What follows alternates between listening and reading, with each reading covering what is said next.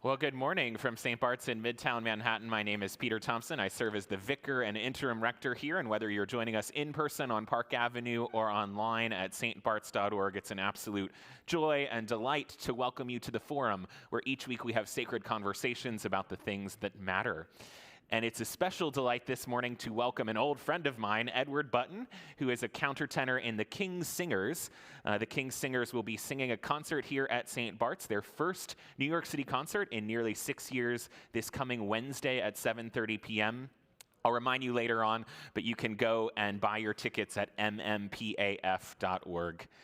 Ed, thank you so much for coming to St. Bart's to perform this week and for coming to the forum this Sunday morning. You're very welcome. It's wonderful to be here, and I'm really looking forward to the next few days and this morning as well. So, several folks out here will know who the King's Singers are. Some folks will not know who the King's Singers are. Tell us a little bit about your group.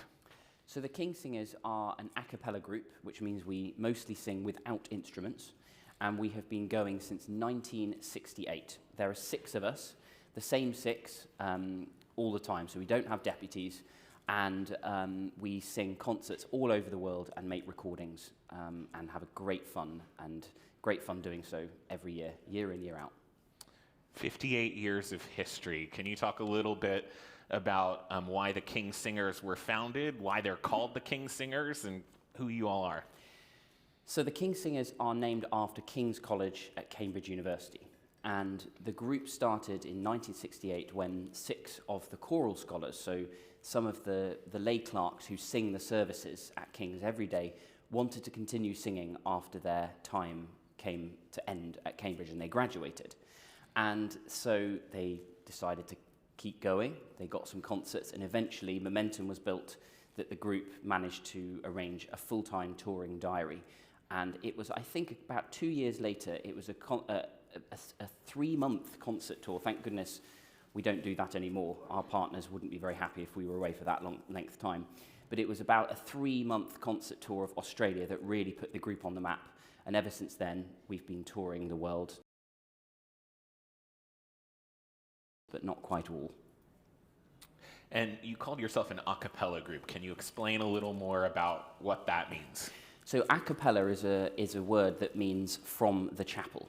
And so it dates back to a long, long time ago when chapel music tended to be sung music but without instrumentation. So we generally sing just our voices. We don't have an organ behind us. We don't have an orchestra or any sort of piano or accompaniment. And we sing just using our voices.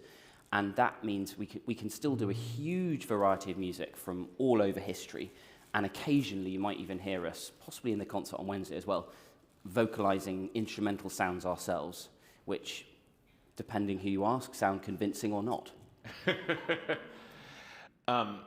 In the U.S., often when people think of an a cappella group, they think of college a cappella groups that often sing pop songs to different arrangements. You all do that, but you also do repertoire that stretches back for centuries. I wonder if you can talk about the mix of music that you all do.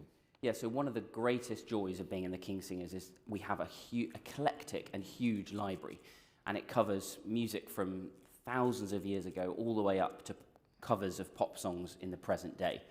So yes, we do. We sing chant by a composer called Hildegard von Bingen, who was, many, many, many hundreds of years ago, all the way through Renaissance music. That's a big, big part of our library. So like William Byrd, Thomas Tallis, and those sort of composers. And then we work our way through classical, romantic, and then do anything, including commissions of contemporary composers. That's another big part of our library.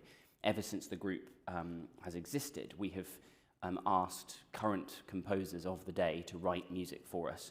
And some of our most treasured and well-known pieces are those.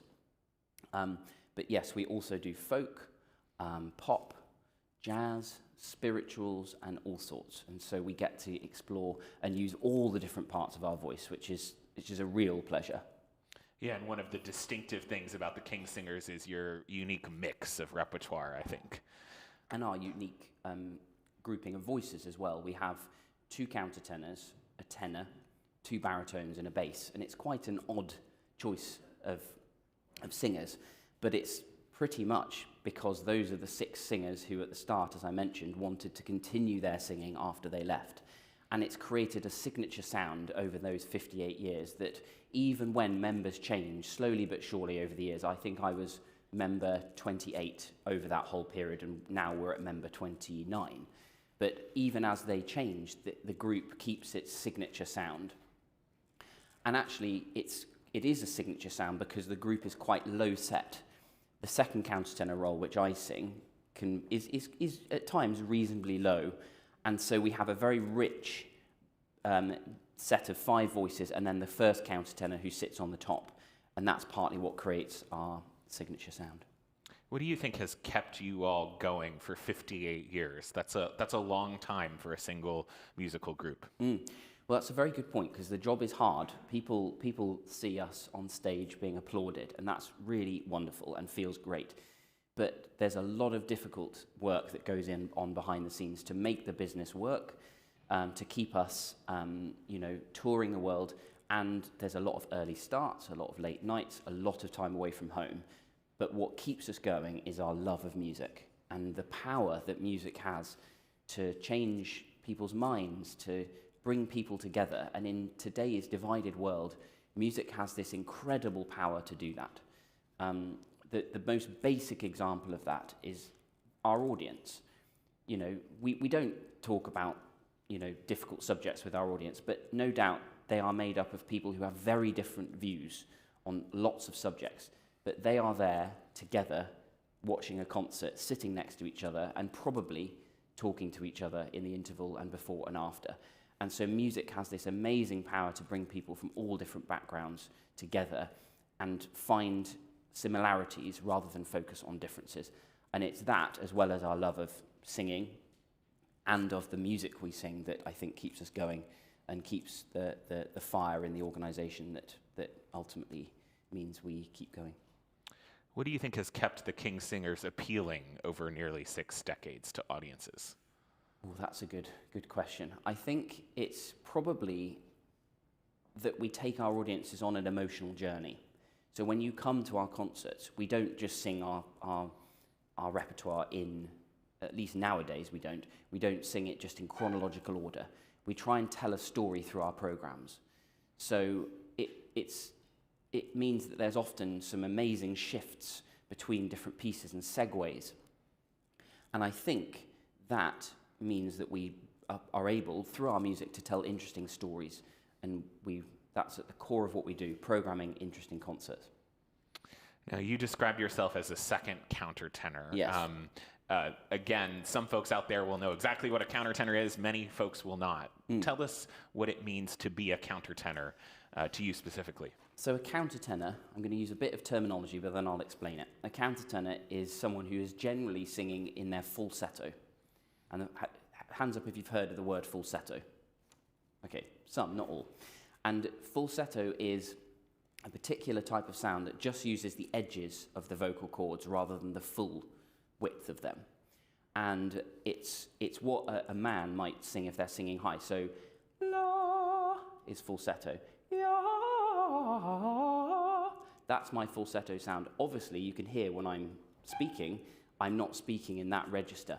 Ya, ba, ba, ba, ba, ba, ba, ba, ba. That's my chest voice. So my voice changed when I was about 14 or 15. I was a treble, and obviously I developed the resonance down there, la. But over the years, I have trained my falsetto, those little edges of the vocal cords, and that's what I sing in now. And most men have that ability to make that sound. If I were to come and stamp on your toe, you might go, ow, ow. That's just the falsetto.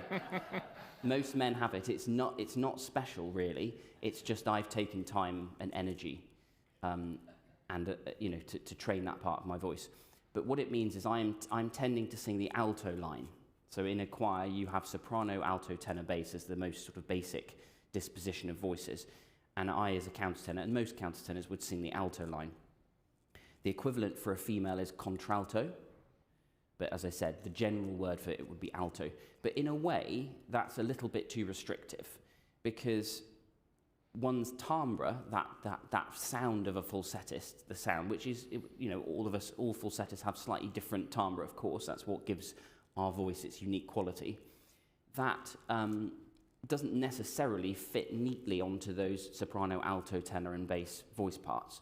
So a lot of falsettists, a lot of countertenors, probably are more like mezzo-sopranos in terms of their actual range. But generally, we sing the alto or the second soprano line, probably. So I wonder if you can take us back to how you got started singing. When did music become so clearly what you were going to do with your life? So that was when I was about 8, and I was in the junior school in Warwick Junior School, where I went to school, and I think all of the boys were given a little 5-minute slot with the director of music of the big school, the senior school.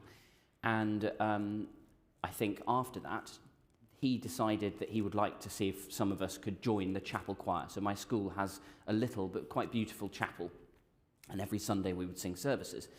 And he wanted to recruit some boys, and he sent a letter back to my mum to say that he'd like me to be in the choir. And I was really, really anti it to start with. I was very worried about the Sunday mornings and stuff, although probably I was quite relieved that it meant I wouldn't have to do rugby, which my dad rather sweetly said the other day, that he took me to rugby every Sunday morning, and then after a few weeks he realised it probably wasn't for me, which was quite a sweet way of saying it. So yeah, I managed to escape rugby, but I went, and I thought to myself at the start that I would have to memorise every piece we sang. But when Mum told me that I wouldn't have to, I was quite keen to try it. And after a few months or a few years even, the sort of like chore of getting up for the Sunday morning became a love of it.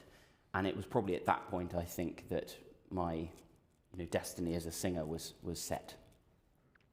So for university, you went to Cambridge, where you continued singing and where I, as an exchange student, later met you. Can you talk about what it was like to sing at a university level and in this very famous chapel choir system? Yeah. Well, it was a real dream of mine to be able to be a choral scholar at a university. And so I'll be a bit vulnerable here. When I first got to Girton, I wasn't given a place in the choir. And it broke my heart, absolutely broke my heart. And I think the director of music, who was new, realised quite how damaged I was as a result of not getting into the choir. It wasn't even that I didn't get a choral scholarship. He wouldn't even let me into the choir, probably because he had enough singers. I think for two things. He realised that if he didn't train me up, the next year he'd have a problem with altos, because there was going to be a lot of them leaving at the end of their 3 years of studying. But also I think he realised, as I said, that I was distraught. And so he gave me a place in the choir a couple of weeks later. And then later on that year, I got a choral scholarship at Girton College, where, as I said, I met Peter for the first time. And in a way, that set the tone of my musical career, in a way. Every time I have made a step up, an achievement, it's been a bit of a reach. So going from school to Girton at Cambridge was a bit of a challenge, and very quickly I had a steep learning curve. Very quickly I had to get my head down and make progress.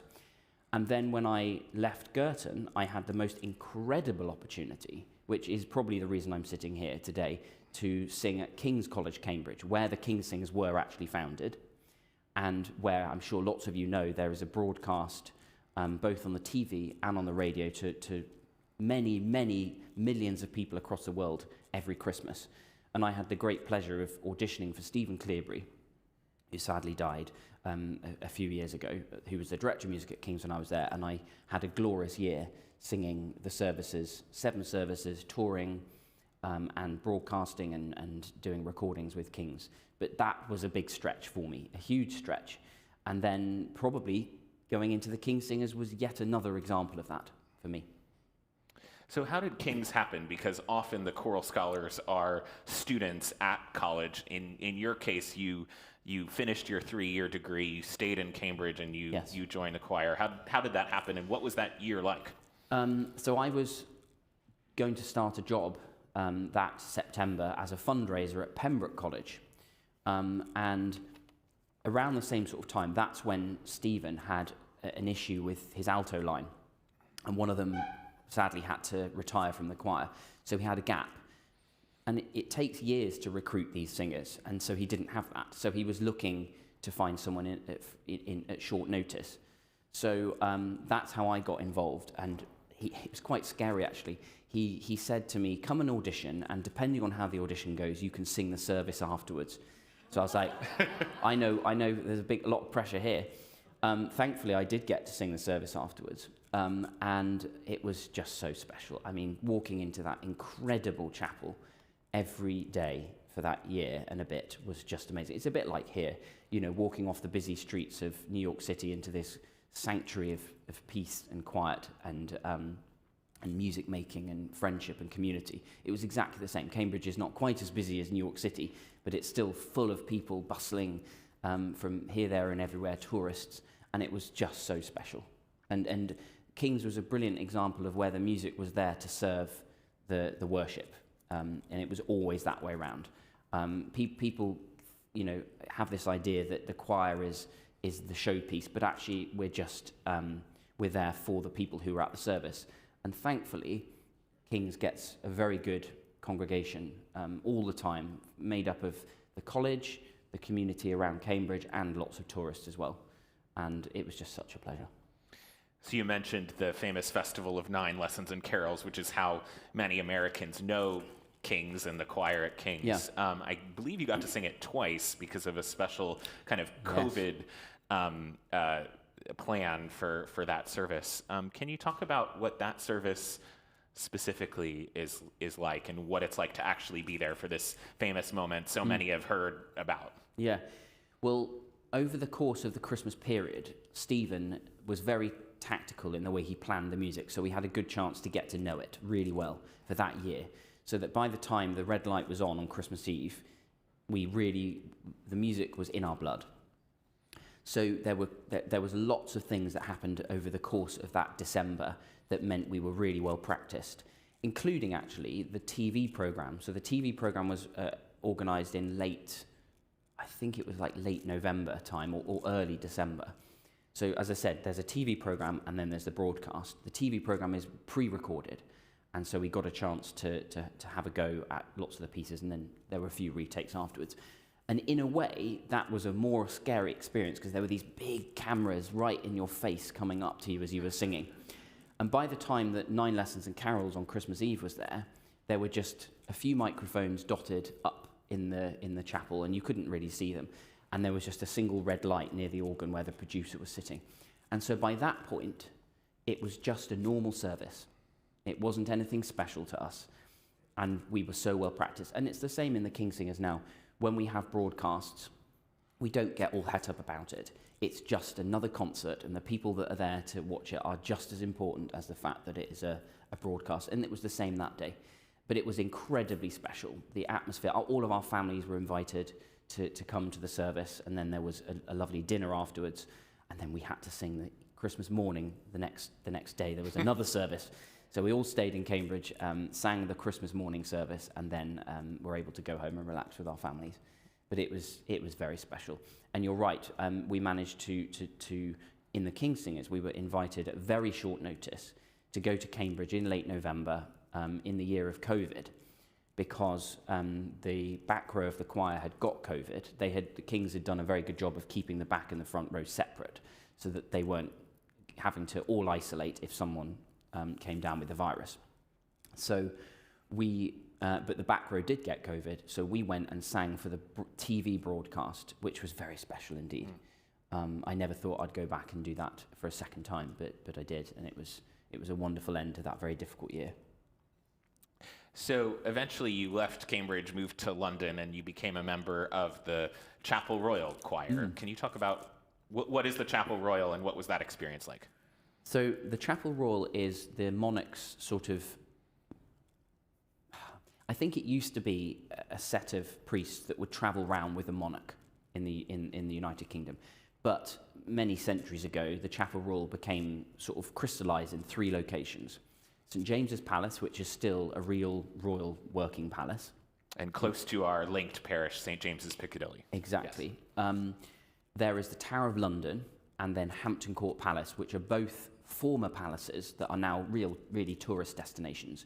But both of them have still working chapel royals and congregations. And so the Chapel Royal at Hampton Court Palace is spectacular building with this incredible ceiling. Have a look online if you have a moment.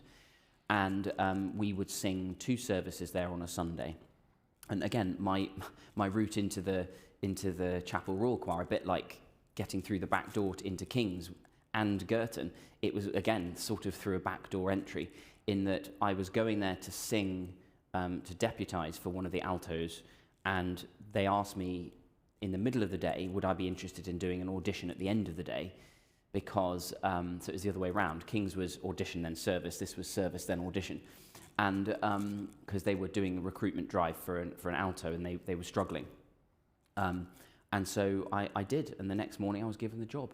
And there started 2 wonderful years singing. It was mostly actually mass and then evensong each Sunday. And then we did other events. We were lucky enough to be on a TV programme with this historian called Lucy Worsley. We did a tour to Germany. The Queen came and visited when I was singing there, which was very, very special.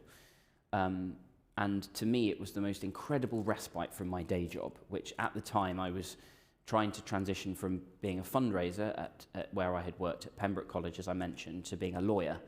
And so I was doing lots of exams and then working in the law firm as a trainee.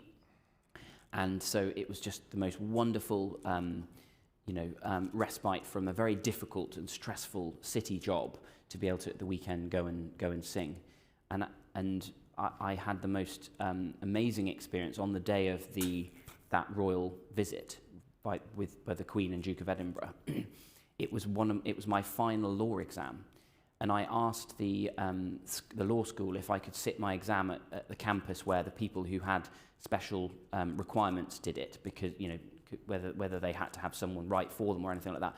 Because if I did it in the normal exam location, I wouldn't have been able to get to the Chapel Royal at Hampton Court Palace in time. And they thankfully did allow me to. And I finished my exam. It's the one time ever in my whole exam career that I ever left an exam early. I'm very much the sort of person that wants to stay there till the very end to make sure that if I have a brainwave, I can correct my answers. But it was the one time I didn't do that. And I scuttled out as quickly as I could to get to Hampton Court. And as I walked in, knowingly a little bit late, there was a fanfare from... It was the Chapel Royal actually is similar structure to this. There's a gallery at the top, which is where the monarch would have watched the service and participated in the service from, and then the chapel is below. And there was some fanfare players up in the balcony, and I was walking down here as this incredible fanfare to the national anthem was being played. So I felt a little bit like the monarch myself for a short while. So you almost became a lawyer, and instead you joined the King's Singers. How did that happen? You know the story. I've told it you 3 times already. It was a little bit of a backdoor route again. So you might remember I mentioned a while ago that it was because I got to King's, Cambridge, that is the reason I'm here now. And that's because when I joined King's, I met my current colleague, Patrick, who's the first countertenor in the group. And he had joined about 3 years before I eventually joined. And they were the second countertenor, my predecessor, Tim, was leaving. And so they were searching for a countertenor. And again, the recruitment was a bit difficult, I believe. And so, they hadn't got a clear idea as to who they wanted, so they opened it back up, and that's when they asked me to audition. I was flabbergasted to get the call from Pat, and I said to him, of course I can't audition. I'm doing a training contract at a law firm, and they've paid for me to do all this study and everything. And he said, oh, come along anyway. It'd be lovely to see you, and you probably won't get the job anyway. So I went through the process, learning music on the way to work, on the way back from work, every second I could, because it was a difficult process. We have to learn 4 or 5 pieces from memory and 4 or 5 pieces, with the music, some of which were very, very difficult. And then I somehow got through the rounds and eventually was given the job. And then I had to go to the law firm and say, I'm really sorry, could you let me leave? And they were actually very good about it. They didn't make me pay any money back. But the CEO of the firm said, I can't believe this. This is the second time I'm having this conversation. Because believe it or not, a former Kingsinger was also working at that same law firm and joined the Kingsingers. Amazing. So you have traveled the world with the Kingsingers. I wonder if you can tell us a little bit what it's like to be a full-time professional musician and some of the exciting places you've been to. Well, it's incredibly wonderful. We have such a rich life. We get to tour the world with 5 friends. You know, I imagine as conductors and soloists, it must be really lonely experience at times because you're away from your family in unfamiliar places. But we get to travel the world with 5 people that we know incredibly well. And because we don't have, as I mentioned earlier, we don't have deputies, and there is only one set of Kingsingers until someone joins and a new person is recruited, we know each other so well. We're a little family. We know each other's voices so well. There was a video from the National Cathedral that we put up recently where my colleague Chris could sense that Julian was, well, I think it was actually the other way around. Julian could sense that Chris was struggling with something. He wasn't feeling very well. And so he just jumped in and joined that line, just instinctively. And as a result of knowing each other so well, we get to know each other's voices so well. And it's just such a pleasure to sing in a group that we're able to do more than just note bash. We're not just singing the notes. We're able to create real performances out of what we do. And one of the biggest joys is when we do that for a piece that really means something to the local audience. And we have a bit of a drive where we try to make sure that we bring into our repertoire pieces that are really familiar to audiences, whether they're childhood favourites that are known by everyone in the country or pieces in the local language, and seeing their reaction, whether it's in Lithuania or in Colombia or in Mexico or in parts of Asia and Taiwan, seeing their reaction is wonderful. It often means that they're clapping so much that probably our poor language skills don't get listened, don't get noticed so much. But it's a complete joy. But as I alluded to earlier, it is hard work. There's a lot of time away from home. There's a lot of a lot of hotel rooms, a lot of annoying pillows that don't fit my head, but somehow make it work. You also record prolifically. Can you talk about some of your recent recording projects and which were your favorites? So we had a bonanza year a few years ago where we recorded, and this really demonstrates what we were talking about earlier about the sort of real eclecticism in the Kingsingers repertoire. And we recorded an album with a consort of viols, which are sort of ancient string instruments. The sort of predecessor to the violin is a viol. And they have a very particular sound that really matches the human voice. So we recorded a set of mostly unrecorded works by Thomas Weelkes and William Byrd of that, and that was really special. We then did an album of Disney music as well, because it was 100 years of Disney. So we got 27 new Disney arrangements done, collaborated with about 5 or 6 other performers, a trumpeter, a singer, a pianist, including Joyce DiDonato, the amazing opera singer.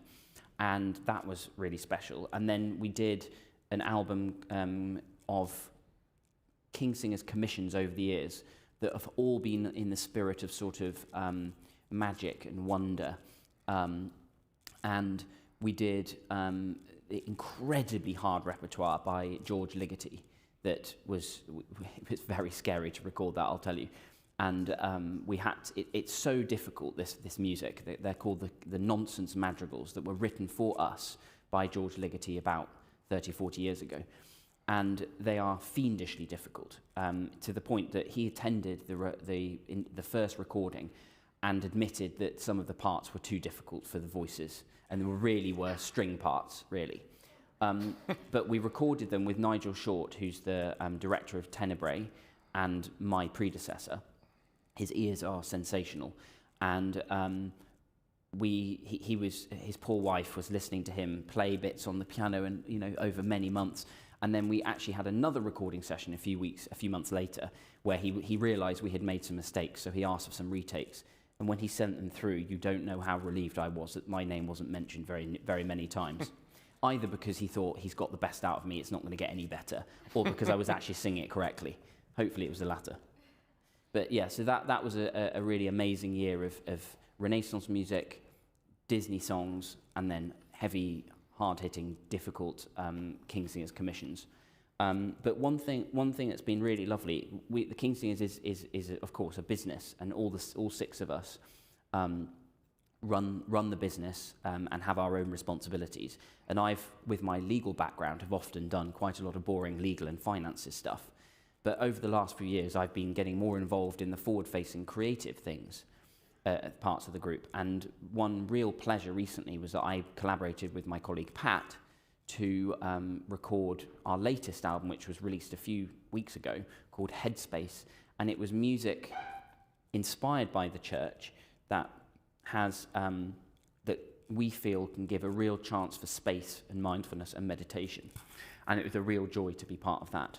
And one of the most fun pieces to record for that was a piece called 4 minutes 33. Has any of you heard of that? It's a composition by John Cage. Yeah, sorry, I'm getting his first name wrong. By John Cage. And the piece of music simply has a stave with no notes on it. And it's meant to be performed by an orchestra. And the orchestra would open their music, the conductor would bring them in, and there starts 4 minutes 33 of silence. And the idea is that the piece is the sounds that are around it, you know, the shuffling, someone coughing, a noise from outside. And so we felt that this gave a really good opportunity at the heart of this recording to give a chance for some space and actually some mindfulness. And so it was really fun recording that. We did most of the day's recording in this beautiful little church in Suffolk in the middle of nowhere. Then we went to dinner at the local pub. Then we came back, got some candles going, turned on the recordings and stood there in a moment of mindfulness for 4 minutes and 33 seconds.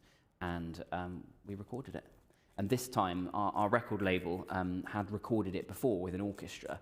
But annoyingly, in the metadata of the album, that track lasted for 4 minutes 34 seconds, which really, really wound up our record producer because he wanted it to be exact. But I'm really pleased to say we have made our track last 4 minutes 33 seconds. You have sung a lot in churches over the years, and the King Singers is a secular group, but you still sing a lot in churches in concert form. You sing secular and sacred repertoire. I wonder about the connection between music and spirituality for you. Well, for me personally, it's very important. Whenever we do a concert in a church, wherever it is in the world, I always feel at home. Because I've been brought up going to church. In the chapel, as I mentioned at the start, and ever since. And so for me, it's really important. But as I alluded to earlier, music can really help elevate emotions and stories and ideas. And so for me, it is completely central, both ways around, spirituality to music and music to spirituality. And for me, I take great inspiration from my faith when I sing the sacred repertoire that we sing. And you mentioned the business side of the work that you do. Do you enjoy the business parts of it? Does that take away from the kind of creative stuff you're really in the group for? What is it like to have to keep a business going as you're also being creative artists? That is tricky. It really is tricky, and we have to keep in check the need to make sure that the music stays at the forefront. And we have processes to make sure that happens. But there are times when it is difficult. If there's a financial deadline that we have to meet, then we have to meet it, you know, or we face consequences if we don't. So it is difficult, but I think it's also in the DNA of the group. The King Singers is a democracy, unlike almost all other groups out there, music groups, whether they're string quartets, quintets or a cappella singing groups. And that means that the group is formed of the 6 singers that are part of it. We are a democracy. The decisions we make, the control we have, is only as a result of the 6 people that we currently have. And so I think we also like the fact that we have control of what we do. We're completely creatively independent. Our record label doesn't say we can and can't do things. They let us get on with it. There's no one saying above us, this is what we have to sing. And so we have to strike a balance between doing what we really want to do musically as the individuals and what we think our audiences want. And I think usually we get that right because we've been doing it for long enough that we know, and we also have a wide enough musical taste. But it is difficult to make sure that we don't over-focus on the business side of things sometimes because it does take a lot of time to run the business well. And also, being a democracy, it's a lot less efficient because we have to listen to 6 opinions and views. And whilst it is better, most certainly is better because we have buy-in from 6 minds rather than just 1, it does mean that things take longer to do.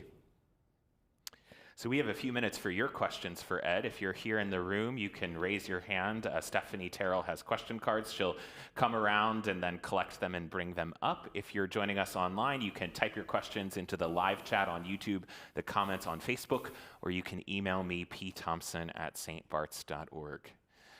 While we're waiting for the questions, Ed, a few years ago, you all had a scheduled performance at Pensacola Christian College. Yes.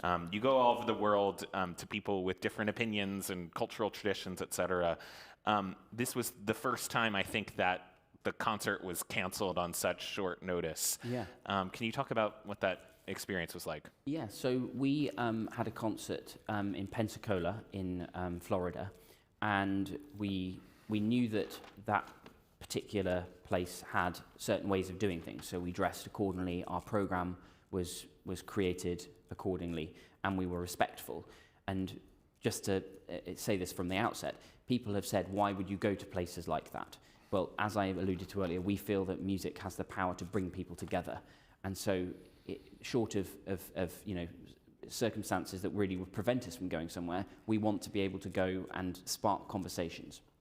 Well, our attendance at this place certainly did on that occasion, because we were just about to finish our rehearsal, and Jules was called out, and we had about 10 minutes left to go. And he came back in just before the rehearsal was meant to end and said, guys, you've got to come out, I need to have a word with you. So we went to our dressing room, and he said that the concert had been cancelled at 2 hours' notice because of lifestyle choices of certain members of the group. And I don't mind saying this, it came out because I'm gay. And they didn't want us to perform there, which obviously was very hurtful and difficult. But it then turned, there was 2 weeks of absolute mayhem whilst our PR team were trying to help us work out what we should do, and the world's media went wild on it. It was in the New York Times, on the BBC News, and it was very hurtful because we were going there that was not a part of what we were going there for. It's nothing to do with being on stage, my sexuality. And we're respectful of them, but I was inundated by messages from people all over the world, including many, many students at that college who said that they were shocked and appalled that was the decision that the college took, and that they were very sad and wanted us to go there and were really looking forward to the concert. So it was a very strange time, very, very strange time, but one that I think sparked a very interesting conversation that lasted for many, many comments, thousands and thousands of comments online, as these things do. Yeah, very sad. And you recently were in Salt Lake City at the Mormon Tabernacle. Yeah. I wonder if you can talk about that experience. That was one of my favorite experiences of my now 7 years in the group. So we were invited to be part of Music and Spoken Word, which is a broadcast that the Mormon Church does from the Mormon Tabernacle every Sunday morning, and it goes out all over the world. And we arrived at 7 a.m. to have our makeup done, which was a fun concept in its own right, and then walked out onto the stage where a full symphony orchestra and 360-piece choir were already rehearsing loudly and beautifully this wonderful arrangement of All Creatures of Our God and King. And it was just fantastic to sing. We then sang a couple of pieces ourselves, and then we finished with a piece that Mac Wilberg wrote for the King Singers many years ago for a previous music and the spoken word. And we sang it, and it was just wonderful to sing as part of 360 other singers and a full symphony orchestra on a Sunday morning. It was very special. So someone writes a question. They say that their first King Singers concert was 50 years ago, and they're wondering how many of the current group members come out of the collegiate choral tradition. I think all of the current members of the group have sung in choirs from the age of 8 or 9, I think. They're not necessarily in sort of Cambridge College, Oxford College type setups, but churches, cathedrals and things like that. And I would say that is the case for the vast majority of King Singers that we've had. Not all, and it's certainly not a requirement in the slightest, but that is the tradition that we have all come from, I think. We have several questions about family. You have you're touring musicians. To what extent do you get a family life in addition to this exciting life of traveling and being artists? Well, I think, first of all, nowadays it's probably a lot easier to do this job than it was a few decades ago, because video calls and email and social media allows us to keep in touch with people much better. But there, of course, is no, it doesn't replace actually the fact that you need to be present with your family. So again, probably because we are a democracy and the 6 of us decide how we operate, we have quite strict diary rules that we impose on ourselves. We probably could do concerts all throughout the year, but we specifically decide to have a 3-week break after we break up for Christmas. So we usually finish before Christmas. Then we have 3 weeks holiday. We have 3 weeks holiday Easter, and we have 6 weeks holiday in the summer. So that is quite a lot of time that's at home. And during those holiday patches, we don't do any work. We can choose ourselves to do other work. I don't think many of us choose to do that very much, but we can. But we are at home and able to do what we want to. Then before and after a big trip like this one, we are home for a week as well. And there's also a requirement that we're home for a weekend a term and things like that. A weekend a month, sorry. So we have strict rules that keep that in check, that we sometimes break, and those are always the controversial meeting items that we discuss in our meetings, but it's up to us, and we tend to stick with them. Someone wonders what your most memorable concert venue was. Oh, that's a good question. Let me have a think. Oh yes, there was a really cool time that we were in Germany. So I mentioned earlier that we mostly sing a cappella, so just by ourselves. But a good few times a year we collaborate with orchestras, and we've got a good suite of arrangements of Disney songs and lots of others, particularly Christmas songs as well, that work with orchestra. And we were doing a concert in Germany, and they had this incredible stage halfway up a mountain outside with this incredible view of this sort of like little grotto area. And we were told under absolutely no circumstances could they get cars up there. So we had to lug our suitcases all the way up. It was about a 25-minute walk up a sort of hill that steep. And we could not believe it when we got to the top. We saw that there were cars up there that had brought the instruments up. And we were like, why couldn't we have our suitcases taken up? It was one of those miscommunications that seems to happen relatively frequently, which we call King Singers myths, which can cause significant issues. But then, halfway through the concert, we had to stop because it started raining. So just as we were getting into it, the rug was pulled from beneath our feet. Just as we were getting into one of the beautiful, I think it was Supercalifragilisticexpialidocious, we were about to start, and we had to call it off. But that was a very memorable one. But there's so many beautiful churches, the Frauenkirche in Dresden, incredible concert halls like the Elbphilharmonie and I'm just struggling to remember the name of it now suddenly. The concert hall in Japan, in Tokyo. I can't remember the name of it now. But yeah, we're just so lucky that we get to sing in all different places. The King Singers has a charitable arm, and I know you also do your own charity work outside of the King Singers. Can you talk a little bit about what that kind of work means to you? Yeah, so the King Singers Global Foundation was set up about 7 or 8 years ago now. It's existed in a slightly different form before that, but that was when at the group's, just after the group's 50th anniversary, they really wanted to give back. And so we set up the charity. And the charity, really, the core mission of the charity is to, as I said earlier, which aligns with our own values, which is to use the power of music to bring people together. And we do that in all sorts of ways, by giving free tuition to people who otherwise wouldn't be able to afford it, by commissioning new music to bring into the world, to spark new conversations and bring beautiful art to the world.